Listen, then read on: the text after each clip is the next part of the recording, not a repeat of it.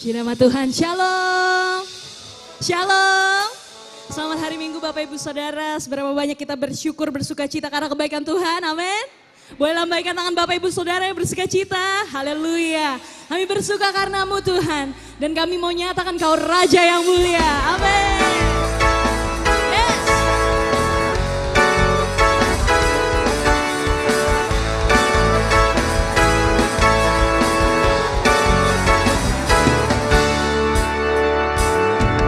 Raja mulia, Allah pemenang, Bapa yang kekal, berkuasa selamanya. Segala ciptaan sujud menyembah bagi yang mulia, berkuasa selamanya. Oh, Kaulah Tuhan, Kaulah Raja, surga bumi menyembah, sorak-sorai kemenangan bagi Raja mulia, kemuliaan bagi Allah yang berkuasa selamanya. Engkaulah Raja, Raja mulia.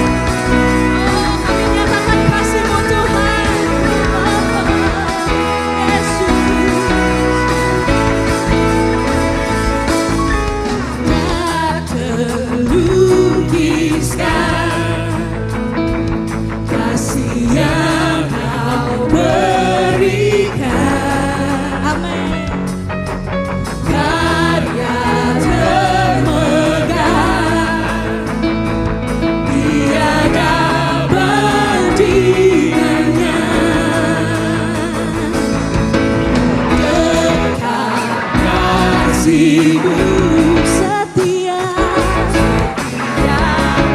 menjagaku.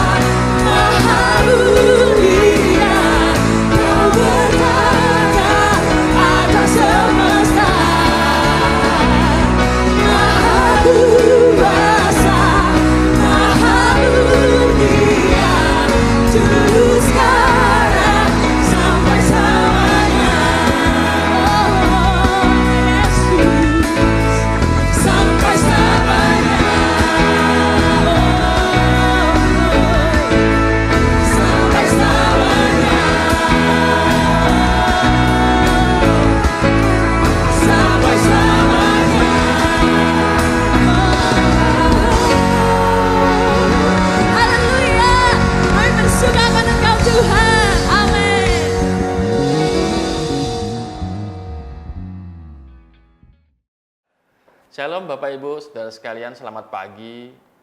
Apa kabar? Saya percaya Bapak Ibu, Saudara sekalian dalam keadaan baik-baik saja dan sehat karena anugerah Tuhan dan kasih karunia Tuhan bekerja semua di dalam kita. Amin. Amin. Mari kita lanjutkan pelajaran kita sepanjang tahun ini. Kita ada di minggu ketiga bulan Maret. Pagi hari ini kita akan sama-sama belajar. Namun sebelum itu mari bersama-sama Bapak Ibu dimanapun berada, mari kita tundukkan kepala dan kita satu di dalam doa. Bapak, kami bersyukur untuk pagi hari ini, cuaca yang luar biasa, untuk keadaan kondisi yang kami yang diberkati, sehat, dan penuh dengan sukacita Tuhan. Kami percaya bahwa kami menerima sesuatu pagi hari ini, yaitu firman Tuhan yang menjadi rema bagi kami. Semua persiapan hamba-Mu ini berserahkan dalam tangan-Mu, dan biarlah Engkau yang beracara demi acara, dan biarlah cuma firman saja yang hamba sampaikan. Terima kasih Tuhan, kami bersyukur di dalam satu nama, yaitu Yesus Kristus Tuhan yang hidup. Haleluya, yang sepakat bilang sama-sama amin. Bapak Ibu Saudara sekalian, minggu yang ketiga ini kita akan mulai praktek nih. Dari kemarin yang kita sudah belajar mengenai pengampunan, berrekonsiliasi dengan diri sendiri. Nah, kita sekarang belajar mengenai berdamai dengan orang lain. Ayo kita mulai praktekkan. Judul pagi hari ini Restoring Peace with Other, memulihkan damai dengan orang lain. Ya. Ayatnya tepat sekali Bapak Ibu. Di dalam Roma 12 ayat yang ke-18 itu dikatakan begini, sedapat-dapatnya, ya, kita sepakati dulu nih.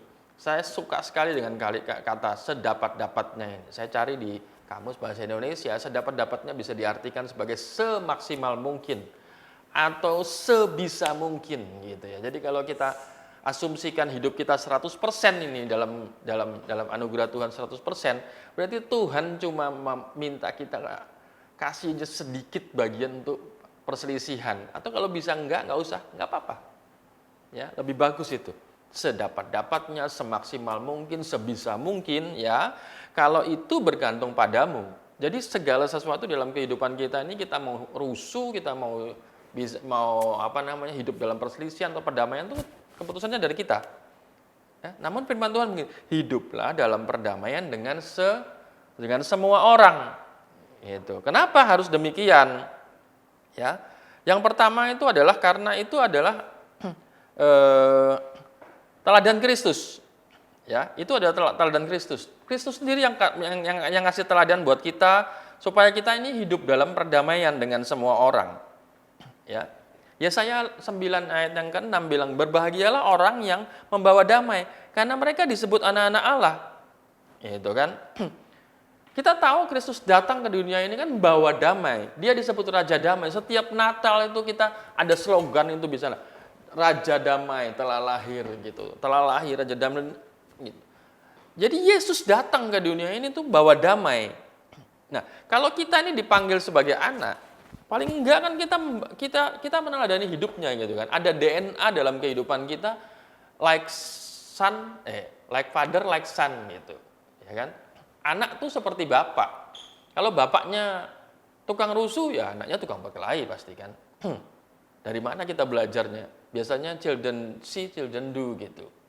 Jadi dia lihat apa yang orang tuanya lakukan, ya begitulah anaknya. Itu kan tercermin. Nah, figur teladan kita adalah Yesus. Yang mana ini bahwa Kristus itu adalah Raja Damai. Jadi Kristus itu sangat menghindari perselisihan. Bahkan dia membalut semua perselisihan. Ya, saya ingat kejadian waktu murid-muridnya itu bersama dengan Yesus, terus datang ahli Taurat yang mau nangkap itu kan. Ya, itu yang dilakukan oleh salah satu muridnya yang akhirnya memutuskan telinga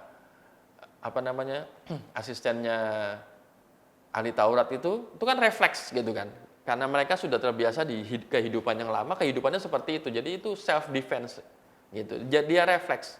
Tapi apa yang Yesus lakukan? Dia pulihkan kembali. Even itu padahal kondisi itu adalah Yesus mau ditangkap. Gitu ya. Itu teladan yang pertama yang kita ikutin. Yang kedua, alasan yang kedua kenapa kita harus hidup dalam perdamaian adalah yang kedua gini. Karena perdamaian itu menghasilkan kesaksian yang baik. Coba kita sama-sama baca, supaya kita agak interaktif sedikit, sama-sama baca. Saya percaya Bapak Ibu dimanapun berada, mungkin ya kalau lagi berkendaraan sambil mendengarkan khotbah ini, ya jangan dibaca Bapak Ibu, tapi kalau yang di rumah atau yang bisa, mari kita sama-sama baca Matius pasal 5 ayat yang ke-16. Matius pasal 5 ayat yang ke-16. Demikian firman Tuhan, dengan demikian mereka melihat perbuatanmu yang baik dan memuliakan Bapamu yang di surga. Kalau kehidupan kita baik, orang pasti lihat. Rasul Paulus bilang kita ini kan surat yang terbuka. Orang baca kehidupan kita. Ya, kita ini memang yang minoritas, tapi biasanya yang minoritas yang dilihatin sama orang. Ya enggak? Ya, kehidupan kita ini biasanya langsung jadi sorotan gitu ketika kita melakukan sesuatu yang salah. Nah, alasan yang ketiga adalah menghindari konflik itu menghindari konflik yang merugikan. 1 Petrus 3, sama-sama lagi kita baca 1 Petrus 3 ayat yang ke-11, 2, 3, jauhilah yang jahat dan lakukanlah yang baik. Carilah perdamaian dan berusahalah untuk mendapatkannya. Konflik yang berlarut-larut itu pasti merusak hubungan, ya. Tapi hidup dalam perdamaian itu adalah sarana untuk menjaga keharmonisan serta kesejahteraan hidup. Nah, saudara pilih sendiri, saudara pilih mana? Kita hidup di tengah-tengah kampung yang sukanya huru-hara kah? Atau yang sukanya perdamaian gitu. Salah satu alasan kenapa saya berapa tahun yang lalu kami punya rencana untuk kami beli satu aset lagi terus kita pindah gitu kan. Ada 2 pilihan antara kita mau bangun kah atau kita mau pindah aja gitu. Nah, tapi ada satu alasan kami memberatkan kenapa kok kita milih lebih senang tinggal di situ dan akhirnya memutuskan untuk kita renov aja tempat itu. Kenapa? Salah satunya adalah warga di sekitar tempat saya tinggal itu orangnya cinta damai. Gitu. Ya terserahlah mereka di luar bahwa mungkin kalau personal di luar gaya hidupnya tidak, tapi sesama tetangga kita suka damai. Terbukti ketika ada satu orang yang rumahnya dikontrakkan dan isinya anak-anak muda yang hobinya sampai malam itu, saya pikir bahwa saya aja yang terganggu, enggak. Rupanya di grup terus diomongin dan kita lapor kepada Pak RT dan Pak RT carikan solusi. Akhirnya kita bisa hidup dengan damai lagi. Ya, itu. Nah, kita sekarang masuk ke dalam pelajaran begini. Apa yang dimaksud dengan hidup dengan dalam damai gitu ya? Kita kan perlu tahu dulu hidup dalam damai itu seperti apa, ya kan? Nah, mari kita pelajari gitu. Yang pertama bahwa hidup dalam damai itu berarti menghindari perdebatan dan perselisihan. Itu tadi ya. Bapak Ibu garis bawain, makanya saya ngajak Bapak Ibu garis bawain gini. Sedapat-dapatnya. Jadi dalam kehidupan kita nih, mari kita semaksimal mungkin tidak terlibat dalam konflik. Yaitu sebisa mungkin kita hindari konflik. Ya. Saya sengaja cari, karena Tuhan langsung nunjuk kalimat ini dari ayat ini tuh intinya di mana? Di kata sedapat-dapatnya itu. Ya, kan saya cari referensinya itu. Ternyata Kamus Bahasa Indonesia merujuk pada sedapat-dapatnya bisa, semaksimal mungkin bisa, sebisa mungkin. Pokoknya ya sampai titik darah penghabisan itu hindarin. Tapi kalau tidak mungkin, nah baru kita hadapin. Selama masih bisa kan gitu. Hidup damai berarti itu kan tidak mudah terprovokasi gitu ya. Nah, jadi sedapat-dapatnya itu tahanlah gitu. Saya juga berurusan dengan emosi itu cukup lama Bapak Ibu, lama banget, ya lama banget. Dan Pak Gembala melatih saya luar biasa. Kita bertahun-tahun. Saya ingat saya bertahun-tahun mengalami kalau awal tahun tuh disiplin ya karena di akhir tahun mungkin karena banyaknya kegiatan dan lain sebagainya akhirnya terlibat konflik dan lain sebagainya. Nanti mulai awal tahun kita mulai lagi pertemuan, lantas kamu didisiplin dulu supaya ngatur supaya tahun ini bisa beres, dan itu terjadi cukup lama sampai akhirnya saya bisa mulai memanage hidup saya dan bisa hidup dengan perdamaian dan hasilnya luar biasa. Itu ya, hidup damai ternyata lebih enak daripada hidup dengan konfrontasi. Jadi hidup dalam perdamaian itu adalah menghindari perdebatan dan perselisihan. Yang kedua juga hidup dalam perdamaian itu adalah menjalin hubungan yang positif dan saling mendukung. Itu efek daripada hidup dalam perdamaian. Karena perdamaian itu melibatkan membangun hubungan yang positif, saling hormati, saling dukung, gitu kan. Nah, kalau kita hidup dengan cara yang itu, saya percaya bahwa kita akan terhindar dari konflik. Kenapa? Karena kita saling menghormati. Ya. Matius 7 ayat yang 12 bilang ini, segala sesuatu yang kamu kehendaki orang perbuat kepadamu, supaya orang perbuat kepadamu, perbuatlah demikian. Gimana cara kita hidup dengan perdamaian? Hiduplah damai dengan semua orang.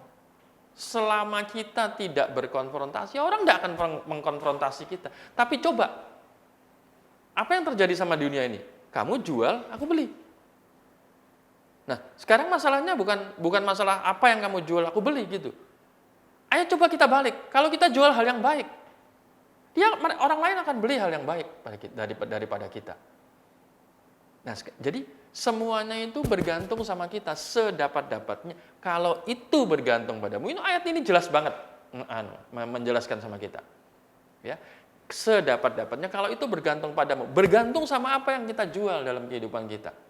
Bergantung sama apa yang kita representatifkan dalam kehidupan kita. Kita mau dikenal sebagai orang yang suka konflik, suka berdebat, ya kan?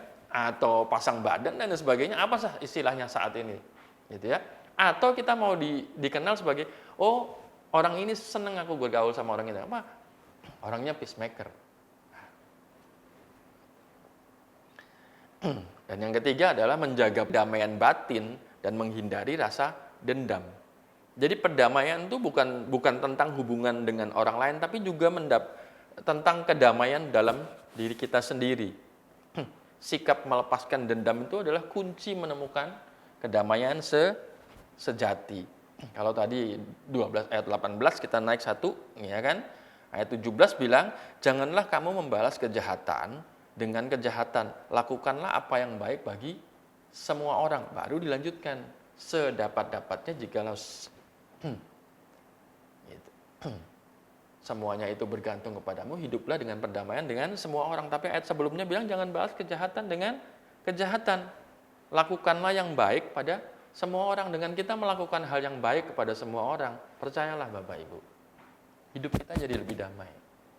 Daripada kita cari masalah kemana-mana. Ya enggak? Saya ingat dulu, ya sebelum saya menikah, saya sering cari gara-gara. Tapi sejak saya menikah, saya menghindari gara-gara. Kenapa? Saya nggak mau. Kalau saya dulu masih hidup dulu, saya nggak mikir yang lain. Saking saya nggak pernah mikir yang lain, itu pernah berefek kepada kawan-kawan saya. Oh, jangan gaul sama itu. Kenapa? Orang-orangnya nggak enak bergaul gitu, cari gara-gara terus. Gitu. Akhirnya orang-orang yang dekat sama saya, lebih baik mereka pergi daripada bergaul sama saya. Nah, saya nggak mau itu nanti terjadi pada keluarga saya.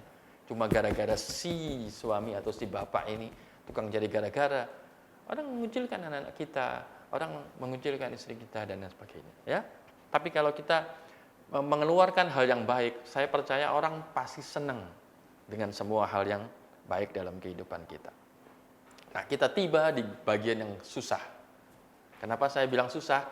Karena biasanya orang suka mendengar, orang suka mempelajari, tapi orang kurang suka mempraktekkan. Tapi saya percaya Bapak Ibu dimanapun berada yang mendengar khotbah ini adalah orang-orang yang suka melakukan firman Tuhan. Ya, kita sampai di bagian di mana bagaimana kita mempraktekkannya. Gitu. Yang pertama, ya, saya mencatat ada 300 poin ini, tapi mari kita ambil 10%-nya aja, jadi 3 poin saja. Ya. Yang pertama, mengendalikan emosi dan memilih kata-kata yang bijaksana. Ya.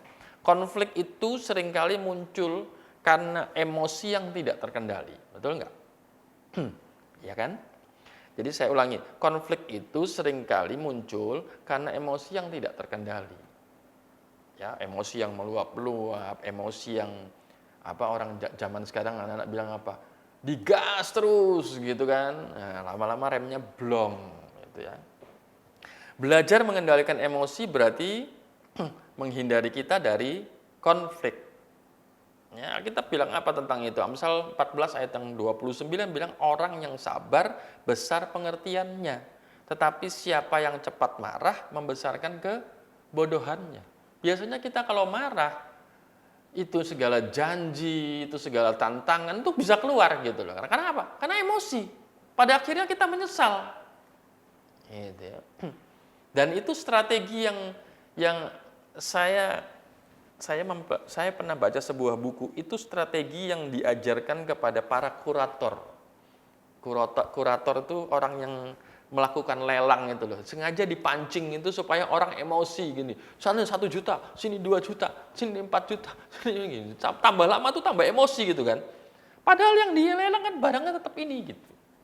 Tapi makanya untuk mengikuti lelang tuh, saya pernah ngikutin lelang itu, papa saya cuma pesan satu, yang tenang ya nawarnya. Dulu saya nggak pernah ya saya nggak pernah terpikir, apa sih Pak? Nawar tuh kan pakai emosi, kita nawar di pasar aja kan kadang-kadang, berapa nih Bu? 50.000, udah 15.000, tambah 2 ikat gitu kan, nggak mau tinggal gitu kan, kayaknya emosi banget kan, udah nggak mau, nggak apa-apa, kita kan raja, pembeli adalah raja gitu kan, tinggal, nanti kan paling dipanggil sama dia, ya sudah gitu, langsung ada lega gitu kan, ya, tapi itu bukan masalah itu, bukan, jadi emosi kita bisa kapan aja kepancing gitu. Tapi kalau kita bisa kendalikan, kita bisa hidup lebih tenang, kita punya result yang lebih baik. Ya. Kita akan punya result yang lebih baik. Makanya orang-orang yang duduk di pelelangan itu yang sudah kelasnya lebih tinggi lagi, dia nawarnya dengan tenang, dia pelajari dulu kira-kira cocok nggak ini, nanti diangkat anunya, saya nawar lebih tinggi, saya nawar enggak dengan emosi gitu. Ya. Sebab orang yang sabar itu pengertiannya besar. Gitu. Jadi kalau saudara mau banyak pengertian yang bisa luas pengertiannya, jadilah orang sabar. Tunggu dulu, pelajari dulu gitu. Lihat dulu dengan seksama, perlu nggak kita bereaksi apa enggak gitu ya. Tapi kalau orang yang cepat marah itu biasanya ya pendek sumbunya. Yang kedua, bagaimana caranya supaya kita hidup dalam damai? Praktekkan sikap pengampunan dan tidak menyimpan dendam. Ada banyak ayat, kalau Bapak Ibu sudah tanya kepada saya, ada banyak ayat di Alkitab tentang tidak menyimpan hal-hal buruk dalam kehidupan kita. Ada banyak sekali dalam Alkitab. Ya, salah satunya bilang kalau kita berselisih atau satu sama lain, jangan sampai matahari terbenam. Itu kan ngajarin kita bahwa kalau kita ada masalah atau perselisihan atau apa, selesaikan hari itu juga. Jangan berlarut-larut, jangan simpan gitu ya. Bahkan ayat Markus 11 ayat 25 berkata demikian, ampunilah ya orang yang bersalah kepada kamu supaya Bapamu juga mengampuni orang yang bersalah kepada kamu. Atau bahkan ada yang bilang begini, ada ayat yang bilang begini, kalau kamu hendak mempersembahkan persembahan gitu ya, namun ada barang sesuatu di hati kamu, tinggalin dulu ibadahmu dan pergi, selesaikan dulu. Jadi dengan kata lain bahwa kita nggak usah simpen gitu sampai berlarut-larut gitu. Selesaikan secepat mungkin. Ya, kita perlu praktekin bahwa kita punya sikap yang mengampuni atau nggak nyimpan dendam, udahlah isi going aja lah. Iya nggak? Sebab apa? Karena kita dipanggil untuk mengampuni. Itu kan wujud daripada teladan yang kita ambil daripada Kristus Yesus. Kita nggak mungkin bisa disebut anak Tuhan, maaf Bapak Ibu ya. Saya agak menekankan, kita nggak mungkin bisa disebut anak Kristus kalau kita nggak seperti Kristus. Ya kan? Kita kan nggak bisa cuma bahwa Kristus itu sebuah label yang saya pakai gitu, karena saya pakai baju Kristus berarti saya anak Kristus. Enggak. Ya, saya lebih suka bahwa like father like son. Bapakku raja damai, berarti anaknya harus raja damai. Bapakku datang ke dunia membawa terang, berarti anaknya harus jadi membawa terang. Saya bangga punya DNA Kristus dalam kehidupan saya. DNA itu yang harus saya hidupin. Nah kalau saya different sama Yesus, saya nggak cocok disebut anak Tuhan. Saya percaya Bapak Ibu setuju dengan apa yang saya barusan ungkapkan ini. Ya, mari kita lanjutkan Bapak Ibu. Yang ketiga, bagaimana caranya supaya kita bisa hidup damai? Yang ketiga adalah bersedia untuk tetap rendah diri. Ini yang penting. Ini yang agak susah. Ya, kita beberapa waktu yang lalu buat Bapak Ibu yang ada di onsite, ikut ibadah onsite dan ikut mengikuti komsel keluarga, Bapak Ibu kita sudah pelajari salah satu hal yang perlu kita lakukan untuk hidup dalam perdamaian itu kita tetap rendah hati. Ya, hendaklah kamu saling merendahkan diri satu terhadap yang lain, sebab Tuhan menentang orang yang congkak, tetapi mengasihi orang yang rendah hati. Itu 1 Petrus 5 ayat yang kelima. Rendah hati bukan cuma perintah Tuhan, atau anjuran, atau himbauan dari Tuhan, atau pelajaran yang Tuhan kasih dalam kehidupan kita. Bukan. Tapi rendah hati itu saya lebih senang sebuah pelajaran hidup yang wajib kita miliki satu dengan yang lainnya. Tanpa kerendahan hati kita nggak akan merasa kita bersalah gitu ya. Kita bawa perselisihan yang harusnya dari kita kan nggak akan merasa, dan kita nggak akan punya sikap untuk cross check. Wah, aku yang salah, enggak. Kalau orang yang sombong itu kan enggak, nyata-nyata kok dia yang salah gitu kan. Selalu kan begitu. Ya, nyata-nyata dia yang salah kok. Dia loh jalan nggak pakai mata, atau nyenggol. Saya kan di tracknya ini. Gitu. Tanpa kita mau lihat sebab musababnya begitu. Nah, satu kali saya juga mengalami itu. Sepanjang jalan saya nggak damai sejahtera. Kenapa? Saya merasa bahwa saya di dalam garis marka jalan. Tapi detik berikutnya dia memecahkan spion kanan saya. Gitu kan. Rasanya jengkel sepanjang jalan. Walaupun yang nambah jengkel apa? Kita nggak punya kesempatan untuk memutar balik mobil. Ya kan? Karena jalan itu cukup padat dan ramai. Jadi terpaksa kita cuma melihat dari spion tengah, dia melalui ke sana aja gitu kan. Ya, rasa jengkel yang tidak rendah hati itu membuat kita tidak bisa melihat situasi sebenarnya. Gitu. Sampai pada waktu kita sampai di mobil, saya masih jengkel, istri saya cuma nepuk gini. Dia nggak bisa minggir kok. Kenapa? Di sebelah sananya ada motor. Nah, saking jengkelnya kita, ya, karena kita nggak mau kita ngerasa kita benar. Saya nggak lihat motor yang di sebelah dia itu. Saya cuma lihat bahwa dia makan jalan saya dan akhirnya nyenggol, gitu kan. Tapi kalau kita bersedia untuk tetap rendah hati, gitu kan, kita bisa ngelihat, oh, dia nggak sengaja. Ya, itu kecelakaan itu kita nggak sengaja. Jadi seringkali dalam kehidupan ini kita perlu kerendahan hati, ya. Kadang kita perlu untuk mengalah. Untuk apa? Untuk menjaga perdamaian. Kadang kita perlu. Jadi Bapak Ibu bisa garis bawahi, kadang kita perlu untuk mengalah. Supaya perdamaian terjadi.